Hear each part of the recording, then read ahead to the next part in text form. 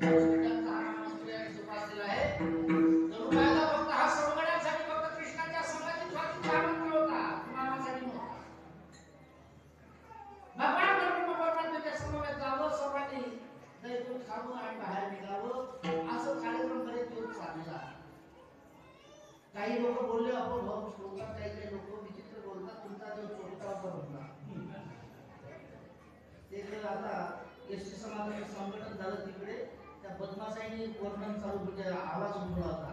राम कोण हिमानी ने कसं नो या माझा नवरा राम इकडे होता. कृष्ण कोण हिमानी ने त्या संघटन झालं. आमचे हे त्या तिकडे देवाचे वारसदार आमच्या देवाबद्दल मी घात लावत नाही. दुकाळे अशा हरामखोर भात करायला लागला गुच्चवता टाकायला त्याच्या मुलावर. काय केस सांगते मी येतो फराळ तिथं. हेच काम आमच्या वक्तव्याने शेवटपर्यंत केलं. मानवाच्या केससाठी किती लोक भरायला लागला आम्हाला दोघांनी. सरच्या शेवटी मुक्ताबाईच्या मठासमोर कर्फ्यू लागला होता बाबा. पण भैया साहेब आले मुक्ताईला धरून बाबाला आणि अशी गोष्ट शेवटी कलेक्टरने मध्यस्थी केली. त्यावेळेस धर्मासाठी खूप कार्य केलं असं साधू म्हणे. जे आमचे भक्ती बाबा जे निर्भीड बोलले आपण जे काय आमच्या भक्ती बाबांनी केलं ते आता माणसाने पोपट पंची मस्त काही जरूर खरं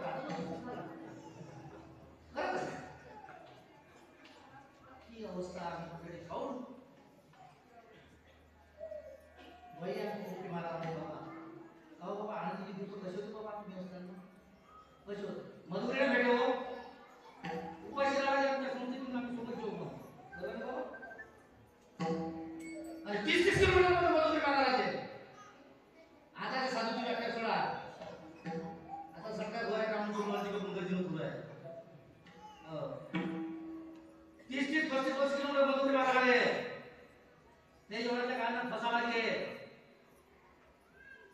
एखादी सायकलचं दंड बसवा एका मागच्या कॅरेट बसवा एक सायकल पंक्चर झाली हवा गेली तर काटोड्याच्या कुठे टाकून द्यायची आणि पैदल जायला लागेल. कुठं दिघीन कुठं चिंचवड आणि कुठं वाल्याकरवाडी काही ग्रामीण भागावर गेले होते. 5 जणांना मधुकरी घालायचे 15 जणांना खायचे संस्थेचा नियम होता बरोबर ना. आणि ज्या दिवशी मधुकरी नाही भेटायची तरुणांनो विद्या करून बिना पुस्तक आला विद्येचं संग्रहण कसं करावं. रागाला समाजा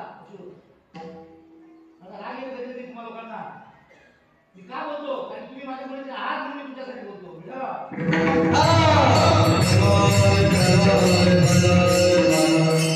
आळंदी हे सर्वसाधारण लोकांना टिकून नेणारी जागा आहे फक्त त्याच्या आळंदी कसं वागावं लागतं. ज्या दिवशी मधुकरी नाही भेटायची संस्थेत कोणाचे कार्यप्रसंग व्हायचे त्याच्या उरलेल्या शिळ्या चपात्या आम्हाला द्यायचे आणि त्या वळून चिरून आम्ही त्या जपून ठेवायचं बरोबर होती. आणि ज्या दिवशी मधुकरी नाही भेटायची त्या दिवशी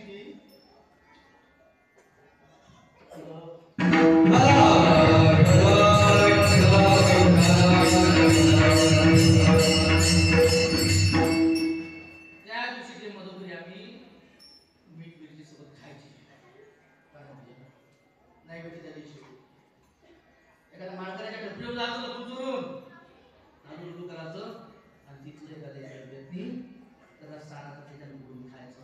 त्याच्यात जर कोणाला दिसलं देतो तुझी जोर सांगितलं तर 1.5 घंटा पुढे लागला.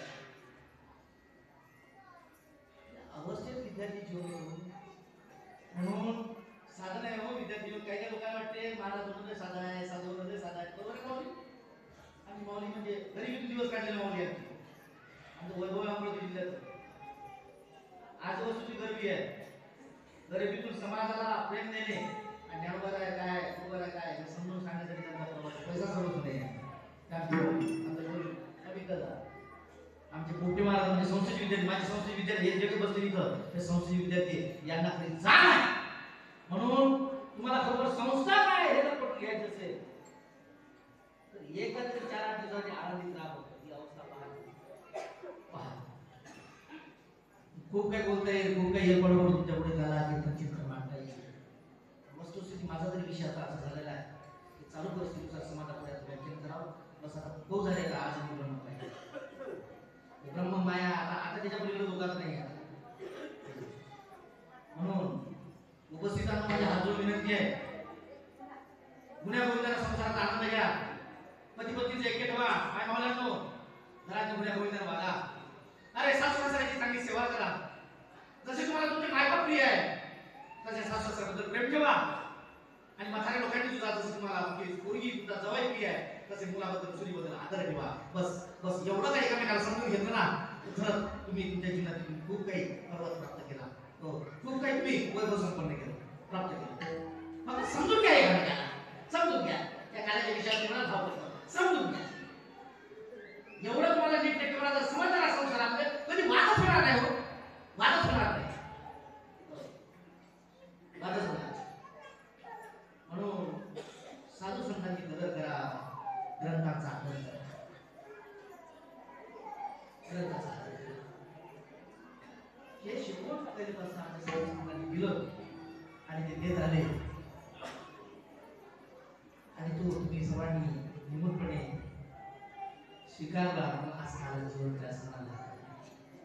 म्हणून हा काला विशेष वेळ आहे. काल्याच्या कीर्तनाला मरायला सांगितलं असताना काल्याच्या कीर्तनाला चरित्र विचारा देवी केली पुढे हेच भाव सांगितला.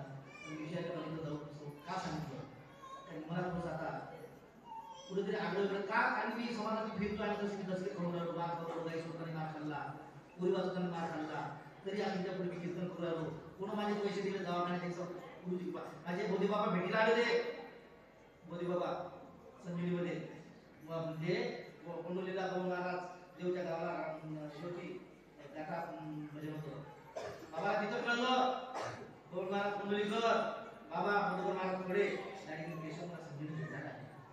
माझ्या भक्ती बाबा माहित पडलं पंढरपूर धावत करत पैसे करताना डॉक्टर साहेब आता पुऱ्या ठीक करायचे, पैसे घ्या. साधू उपकार पाहिजे सांगा. फक्त म्हणण्यासाठी नाही, म्हणण्यासाठी नाही, ऐकायसाठी नाही. काय सांगा कसं नाही तर उद्या कशी जागा करून ठेवा. नक्की तुमच्याकडे उपकार नाही.